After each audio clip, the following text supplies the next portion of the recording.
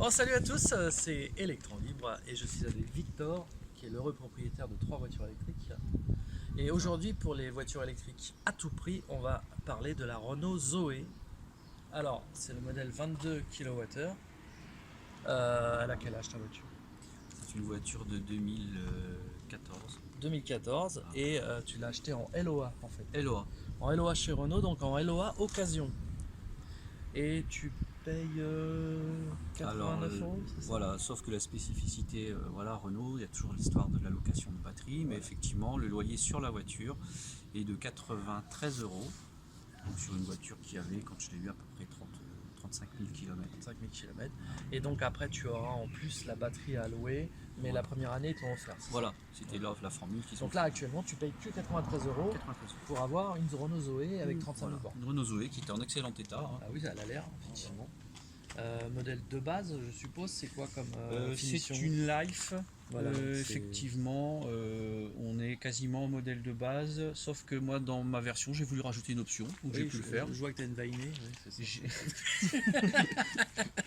Voilà, non, j'ai rajouté un petit radar de recul. d'accord, ça peut se rajouter après donc. Oh ben voilà, j'ai D'accord. voulu le financer dans ma LOA, donc c'est pour ça que je suis à 93 euros, sinon je serai à 90 euros. C'est eux qui te l'ont mis. Voilà. À D'accord. 3 euros par mois, j'évite de casser mon pare-choc. Oui, c'est très bien, c'est pas con. Ok, très bien. Et ben du coup, qu'est-ce que tu constates comme autonomie dedans en ce moment? Alors, température, on va dire tempérée sur des trajets mixtes, on est quasiment sûr de faire systématiquement une centaine de kilomètres. D'accord. On peut aller bien au-delà, Ouais.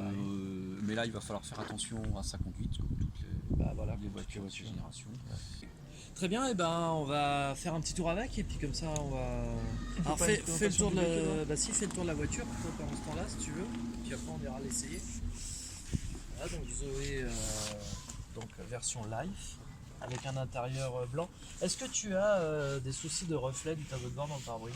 Pas du tout. Pas du tout, parce qu'il est de couleur assez claire quand même le Pas tien. du tout. Oui, j'avais vu ce genre de critique. Ouais, il y en a qui non. changeaient la casquette de tableau de bord. Non, au niveau intérieur, effectivement, le fait d'avoir beaucoup de plastique blanc, c'est appréciable. Par contre, c'est vrai qu'il faut avoir le petit chiffon régulièrement pour le nettoyer. Et là donc tu as 41 000 km au compteur, c'est ça? Ouais. J'aime beaucoup la couleur claire de l'intérieur justement, moi je trouve ça très joli. Donc on va parler aussi du coffre de la Zoé. Ça c'est une Schumacher quand même. Alors on se prend pour Schumacher. C'est le groupe, effectivement, la concession qui est bien implantée en région parisienne, sur Nanterre notamment, ou dans les Hauts-de-Seine. Donc on a un coffre assez sympa hein, dans la Zoé. Ouais. Voilà.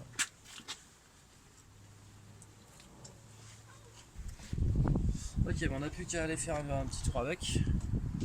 Nous sommes à bord donc de la Zoé Life de 2014 avec Victor qui va nous faire un petit tour dans sa voiture. Voilà, donc l'interface Airlink. Parfois un petit peu au début, une petite prise en main qui n'est pas forcément simple, mais on s'y habitue Ouais. relativement vite.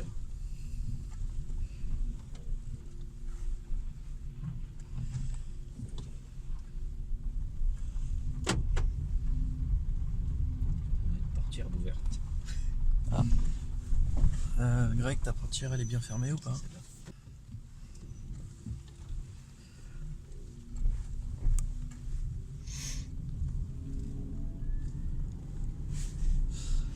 Alors explique-nous un petit peu le pourquoi du comment, c'est-à-dire qu'est-ce qui t'a fait acheter cette voiture déjà? Alors effectivement, quand on est habitué aux voitures électriques, déjà, il faut savoir qu'on n'a plus envie de rouler dans autre chose. Ouais. C'est vraiment une maladie, si on peut s'exprimer ainsi, c'est-à-dire que rouler dans un véhicule thermique, bien sûr qu'on peut le faire, mais c'est quand même très difficile. Déjà, il faut repasser ses vitesses, il faut supporter le bruit d'un moteur. Et moi, il faut savoir que je suis au départ, même tout jeune, je suis passionné de train.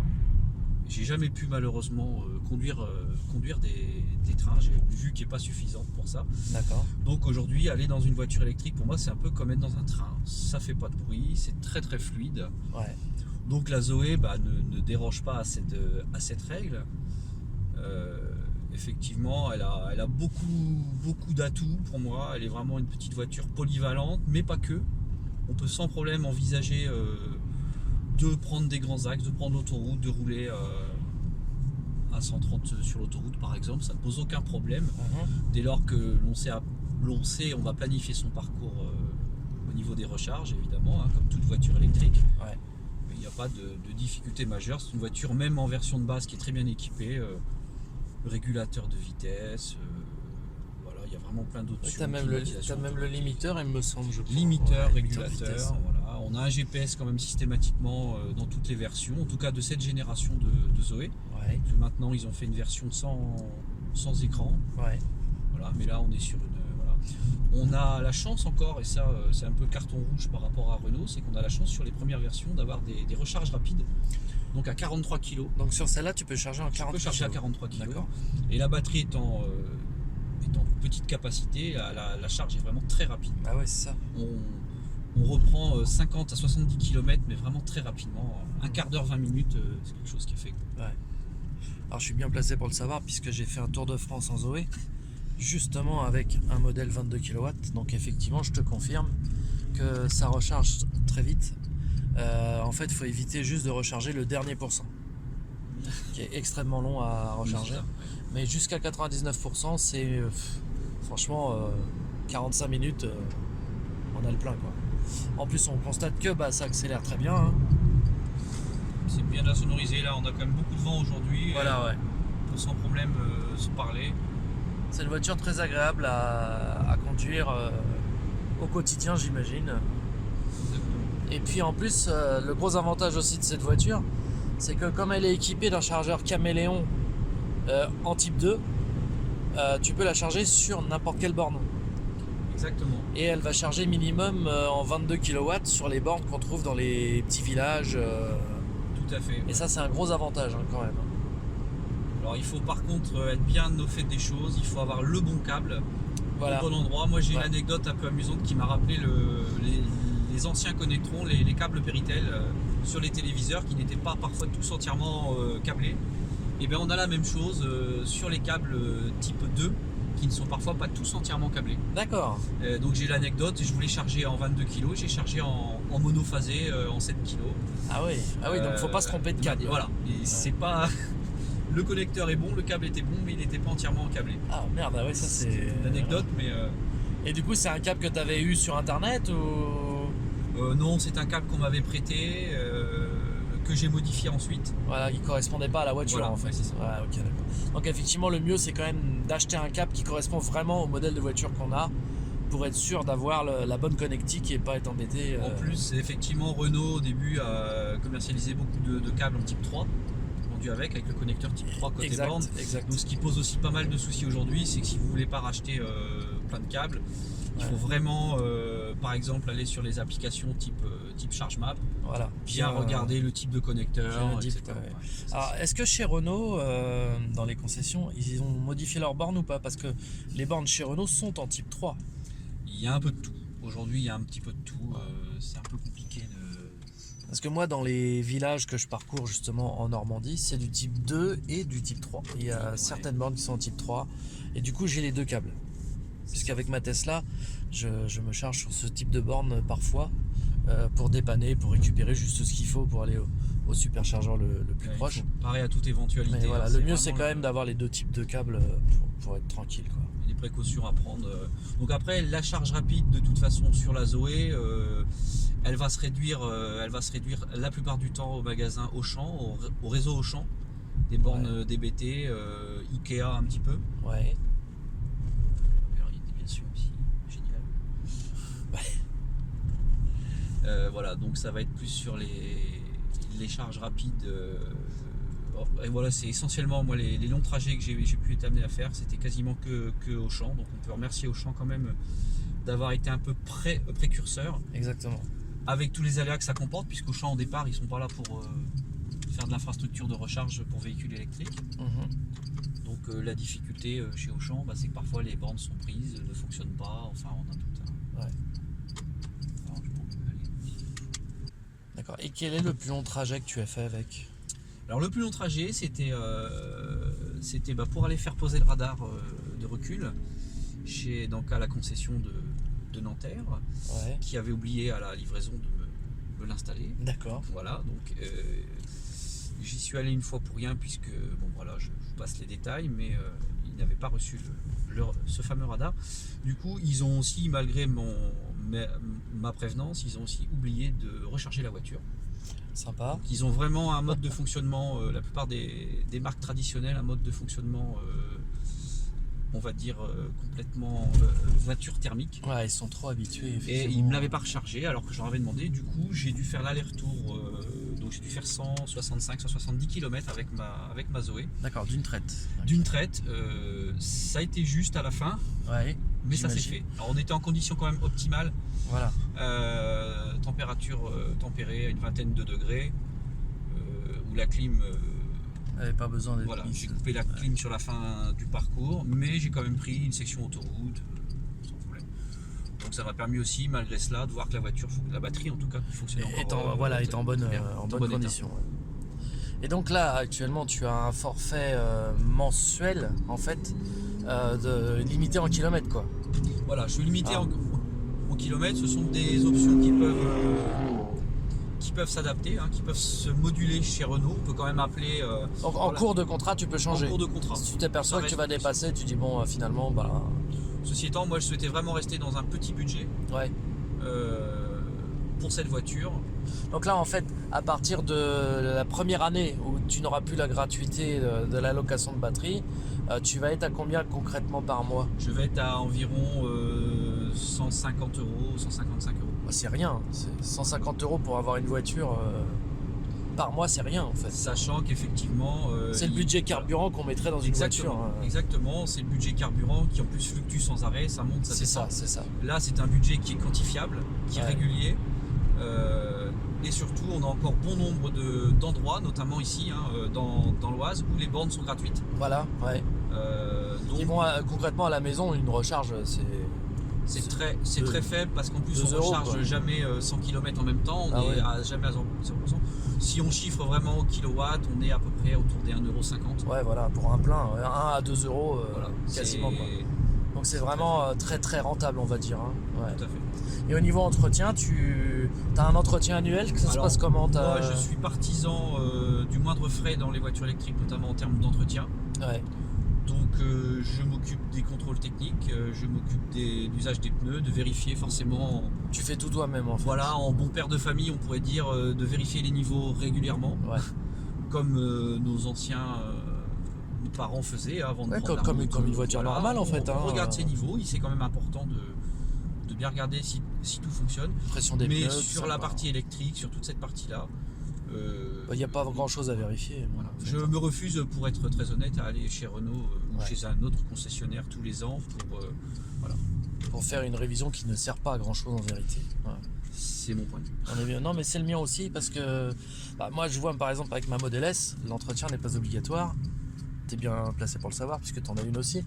Et en fait, moi j'ai fait uniquement l'entretien des 80 000 dessus. Un entretien qui est quand même vraiment préconisé. Et sur la Peugeot Ion, j'ai fait l'entretien des 20 000 et après j'ai fait moi-même. Voilà. Ça sert à rien de payer 200 balles pour en fait qui vérifie le lave-glace et la pression des pneus. On est bien d'accord. Alors petite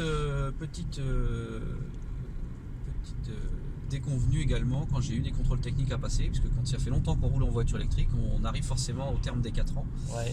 Et les contrôles techniques sont plus chers, de 10-15 euros.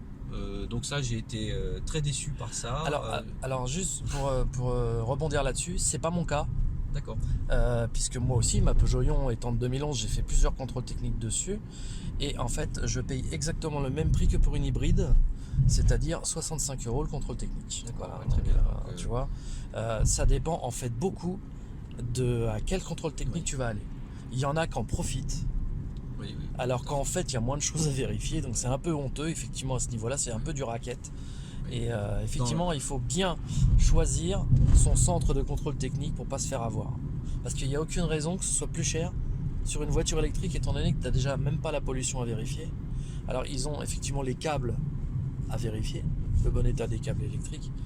Mais sachez-le, chers abonnés, que vous n'avez pas à payer plus cher votre contrôle technique parce que vous avez une voiture électrique. Si c'est le cas, fuyez ce centre.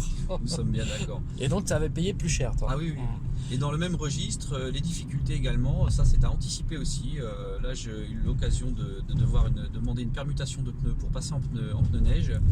Et bon nombre de magasins classiques refusent catégoriquement de changer les pneus pour des questions d'habilitation qu'on peut comprendre, de périmètre à sécuriser autour de la voiture.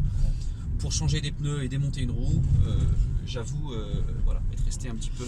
J'ai eu exactement, alors c'est marrant parce qu'on a quand même pas mal de similitudes, j'ai eu exactement le même problème avec la Peugeot Ion. Quand j'ai dû changer mes 2 pneus avant, je suis allé dans un centre auto bien connu qui a refusé catégoriquement de toucher à ma voiture. J'ai donc commandé des pneus sur internet. Je suis allé à mon petit garagiste du coin qui lui roule en C0 sans problème. Et donc il n'a en avait rien à faire. Il m'a changé mes pneus. Donc allez plutôt chez votre petit garagiste parce que les centres auto vont vous envoyer paître effectivement. Oui. Alors il y a certains centres auto qui ont des voitures électriques de courtoisie, notamment des BMW i3. Oui. Je ne citerai pas le nom du centre, mais il y en a. Donc eux ont aucune raison de vous refuser votre voiture. Mais il y a certains centres auto effectivement qui ne veulent pas y toucher. Donc fuyez ces centres auto, voilà, c'est tout. Ils veulent pas travailler, tant pis pour eux. Il y a des petits garagistes qui vous le feront sans problème, parce qu'il n'y a aucune raison sur une voiture électrique que ce soit différent pour changer juste un pneu. Alors moi, ce fameux centre auto, il m'avait demandé de démonter mes roues et de venir avec. Je fais bah oui, bien sûr, je viens avec mes roues sous le bras, à pied, je vais faire 30 bornes. Ce sont des petites expériences qu'on a. On a l'impression un peu d'avoir non pas une voiture, mais un ovni. C'est ça. Voilà, ça rappelle au début quand on a roulé hybride, notamment en Prius, il y a très longtemps, puisque moi j'ai ma première Prius en 2005. Et ben c'est pareil, la Prius c'était un ovni, ça faisait pas de bruit, ça. Voilà. Moi j'ai eu ma première Prius en 2007, donc on sait vraiment de quoi on parle sur ce coup-là, effectivement. Très bien. Sinon, tu n'as pas eu d'ennui avec cette voiture, j'imagine. T'as rien de particulier à Pas signaler. d'ennui, à un moment donné quelque chose d'un peu bizarre au niveau de la ventilation. On s'en est pas servi pendant une semaine, la ventilation ne démarrait plus. Ok. Et du coup, c'est Renault qui a fait quelque chose ou... Ça a redémarré. Ça a redémarré tout seul. Comme par magie. C'était une sorte de bug ou on reste attentif, voilà, à ces problèmes-là. Parce que sur certains forums, j'ai lu quand même que les Zoé avaient quelques petits problèmes de rechargement. Souvent, ça se met en défaut, des choses comme ça. Toi, t'as pas eu le cas. La recharge de la Zoé est quand même au départ, sur toutes les Zoé, une recharge assez sensible. Ouais. Il faut que notamment l'installation électrique et notamment la prise de terre soit vraiment très bonne. Ça, tu nous le montreras. Tu nous montreras ça tout à l'heure. Effectivement. Voilà, parce que chez toi tu as installé, il ne faut pas que les phases neutres soient inversées au niveau de la prise. Voilà, il faut vraiment que les choses soient sécurisées. Donc c'est une voiture malgré tout qui parfois ne va pas accepter de se charger sur n'importe quelle prise de courant. Rien d'inquiétant, mais il faut l'anticiper. Voilà. Alors il y a certains chargeurs qui sont moins sensibles à ça. Toutefois, il faut rester vigilant quand même. Mais j'ai lu aussi sur un forum très récemment quelqu'un qui avait justement une Renault Zoé qui n'arrivait jamais à charger chez lui avec le chargeur fourni avec la voiture. Il a acheté un chargeur type 2 sur internet et il n'est plus du tout emmerdé. Pourquoi ? Parce que le chargeur est beaucoup moins sensible à des défauts de prise de terre ou des choses comme ça. Moi, c'est exactement le cas que j'ai avec ma Smart électrique, qui a un chargeur également très sensible. Alors chez moi, j'étais pas embêté, mais chez un ami notamment, j'avais été chez lui, j'avais pas pu me recharger. Et ce chargeur-là fonctionne. Oui, il est moins sensible, donc voilà. Des fois, ça peut régler le problème tout simplement d'acheter un chargeur autre.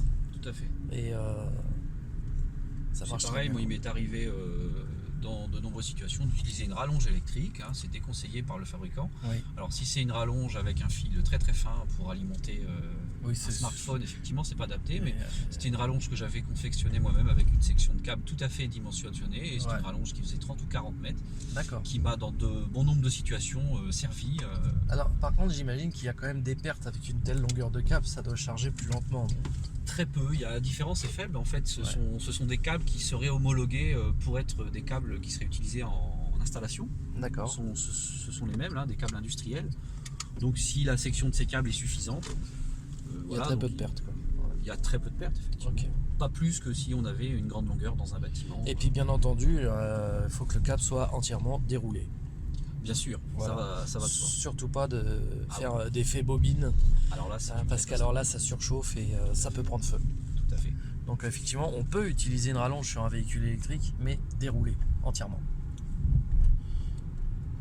Et avec des grosses sections et des bonnes prises Des bonnes. de chaque côté. La section ne suffit pas si on a une prise merdique de mauvaise Il faut qualité. savoir qu'une charge, c'est quand même bien de l'avoir en tête, hein, sans rentrer dans toute l'électrotechnique qui va avec. Une charge avec le câble de recharge occasionnel livré avec la voiture, hein, c'est 10 ampères. Ouais.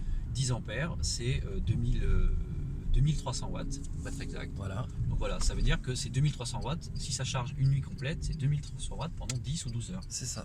Donc effectivement, 2000 watts pendant une période aussi longue, Ça tire. Ouais. voilà, ça peut amener à un échauffement, donc il faut être vigilant. Il faut une bonne installation. De même que l'installation d'un sèche-linge séchoir ou d'un lave-vaisselle. Ou d'un radiateur électrique, tout Tout à simplement. fait, voilà. On va continuer cette vidéo chez toi, où tu vas nous montrer ton installation électrique, la manière dont tu recharges ta voiture, Très bien.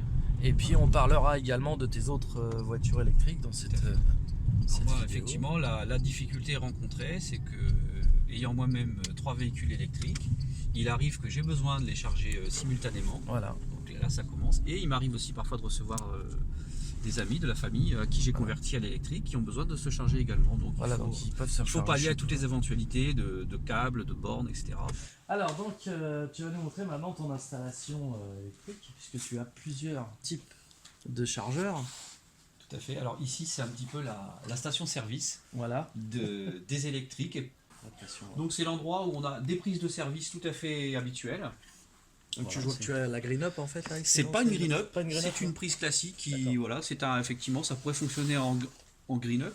Donc là ici la complexité c'est que ce garage dans lequel nous sommes est situé à peu près à 35 mètres de la maison principale d'habitation, donc Ouais. notamment du compteur électrique. Donc il a fallu, pour pouvoir avoir une tension suffisante, là il n'était pas question de tirer une rallonge, Oui, c'était non, là, il faut trop vraiment compliqué. Donc j'ai dû passer un câble de grosse section, peut voir là-haut, de là, tu 35 mm carrés pour les aficionados. l'aspect technique. Voilà, donc c'est un câble qui arrive directement dans ce petit tableau électrique. Et donc là tu es en triphasé. Hein.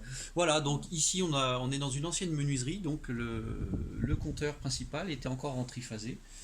Donc ça permet... La grosse prise rouge ici qui permet de Voilà. recharger la Tesla. Voilà. Donc il faut savoir que contrairement à certains fabricants où ils préconisent d'acheter des wallbox, des bornes très chères, Ouais, ouais. Tesla, dans sa grande bienveillance, en train de charger d'ailleurs, c'était un petit arc électrique, propose ce connecteur de série. Ça c'est vraiment des éléments qui sont vendus avec la voiture. Il n'y a aucun achat. On peut se mettre sur l'unité mobile de charge, l'UMC. Voilà, aucun achat supplémentaire, tout ça fait partie de la voiture. La seule chose à acheter, au-delà forcément de l'installation électrique, c'est cette prise. Ça coûte entre 10 et 15 euros sur internet. C'est une prise industrielle tout à fait classique. Voilà. Voilà. Donc Avec, en fait, donc, 3 phases, ça revient de beaucoup solitaire. moins cher que de mettre une wallbox. Voilà. Et ça recharge en 11 kW. En 11 kW. Donc là, on c'est peut quand voir même, que ma voiture qui est en charge s'est remise au vert dès que tu as rebranché. voilà. Donc 11 kW, il faut savoir que ça représente à peu près 50 km par heure de Oui, charge. c'est ça. Donc c'est quand même extrêmement rapide. En 4 heures, tu as le plan. Là où une Zoé ou une C0, il va plus. falloir une nuit complète pour charger 100 km. Là, il faut 1h30 à 2 heures Oui, pour faire 100 km. pour faire 100 km. Donc 4 à 6 heures, tu as le plein sur une Tesla en fait. Si vraiment on est à sec. Ouais, donc c'est vraiment très intéressant. Alors je vois ici que tu as un chargeur mobile relié Voilà. à une prise. Donc ça te sert à quoi celui-là? Donc, alors ce chargeur-ci, il va servir la plupart du temps à charger la C0. D'accord. En charge de nuit, la C0, elle a une petite batterie. Voilà, On est donc sur c'est du ce- type 1. Là, la prise telle qu'elle Parce est. qu'ici, effectivement, il a fallu s'adapter. Chaque voiture, finalement, a un protocole de charge bien différent. Donc ici, on a quand même une wallbox que j'ai fait en sorte qu'elle soit modulable. Donc effectivement, pour avoir un connecteur qui se situe derrière, on ira voir ensuite. Donc on a une prise type 3. Ah oui, c'est celui-là qui est en accordéon à l'extérieur. Voilà, en fait, il est c'est relié ça. là, d'accord. Et on a aussi un câble pour faire de la recharge un peu plus rapide sur la C0. Donc un câble avec le format finalement propre à Renault qui se fait plus, hein, le format type 3. ouais. Mais bon voilà, les câbles étant faits comme ça. Et En là, fait, ta avec wallbox cette peut te charger aussi bien ta Elle est Zoé mixte. que tu as C0 Voilà. avec 2 types de câbles différents. Tout à fait. C'est très intéressant. Et ponctuellement, elle pourrait aussi charger de la Tesla avec le câble accordéon. Voilà. Et donc, du coup, elle délivre combien de alors là, kilowatts? ce sont les plus petites wallbox. C'est 3 kW, non? On est à 3,7 kW. 3,7 kW, du 16 ampères. Quoi. C'est ça, 16 Ok. ampères. Bah, très bien, parfait. Tiens, si tu veux, on peut montrer le câble à l'extérieur qui est ici. On va fermer la porte. Derrière, en fait. Tu as mis un petit enrouleur de jet d'eau, hein, Voilà, toujours. qu'on achète chez une Toujours, enseigne bien connue. Toujours avoir cet état d'esprit de ne pas s'emmêler dans les câbles. Voilà. On s'aperçoit de ça. Il faut, comme un smartphone, on arrive chez soi, on branche son smartphone, la voiture c'est pareil. C'est pareil. On rentre chez soi, on branche la voiture. Voilà, comme ça, elle est toujours prête à partir Voilà. si on Voilà. avait un imprévu ou quoi que Alors ce soit. après, la logique Tesla nous apprend qu'il vaut mieux charger à 80 ou 90% ses batteries. C'est exact. Donc c'est une chose que je m'efforce de faire sur mes autres véhicules, Pareil. tout Tesla. Je charge pas à 100% quand je peux faire autrement. Alors moi, c'est pas mon cas. C'est-à-dire que la Tesla, je la mets à 90% comme préconisé. Par contre, sur les autres voitures, je suis tout le temps à 100%. Et depuis des années. Ça n'a pas abîmé les batteries, visiblement. Donc, Bon, ça moi, dépend en moi, fait ça des technologies de batterie. dépend de l'usage, effectivement. Exactement. Très bien. Donc on peut voir la fameuse Tesla Model S, qui est une 75, 75. non D, Non D. donc en propulsion, Voilà. et qui est une facelift, mais phase 1. Parce que chez Tesla, il y a pas mal de modèles différents. Donc en fait, tu es en AP1 comme moi, C'est cela. mais avec la nouvelle face avant, le nouveau pare-choc arrière et les bas de caisse pleins. Et on a ici l'équivalent de ta voiture, Grégory, la C0 qui est là. En fait, qui fait partie de la triplette Alniv C0 Lyon. C'est un peu la même qu'on avait. Hein. C'est les mêmes voitures. Bah, j'avais une En Lyon blanche, ouais. comme ça Non, avant. une C0 blanche. Une C0 blanche comme ça avant, parallèlement à mon Opel Ampera, avant d'acheter la Tesla. En fait. Et après, si on a ça eu peut la- rassurer nos internautes également, nos abonnés, c'est que c'est une voiture qui se commercialise encore. Exactement. Voilà, pourtant elle est quand même elle a presque 10 ans de conception, hein, Oui, semble-t-il, oui, cette oui. voiture. On en voit d'ailleurs beaucoup en ce moment en région parisienne, puisque le Autolib ayant arrêté de... Oui, j'en ai vu effectivement hier. Ils ont des Smart, Ouais. des C0 et des Zoé en autopartage, effectivement. Et en tout cas, bah, on te remercie beaucoup de ta participation à cette vidéo sur les voitures électriques à tout prix. Et comme on peut le constater, on peut trouver des voitures électriques à tous les prix. C0, Zoé et Tesla. Voilà, entre autres. Et ben, en tout cas, on va se quitter là-dessus. Qu'est-ce que t'en penses? Avec C'est bien, plaisir, je pense qu'on a dit bien sûr. pas mal Oui, de oui. choses. On a fait Et un puis, tour. bah, on vous dit à très bientôt pour de nouvelles vidéos sur Electron Libre. Salut à tous. Salut à tous. Au revoir. Ciao.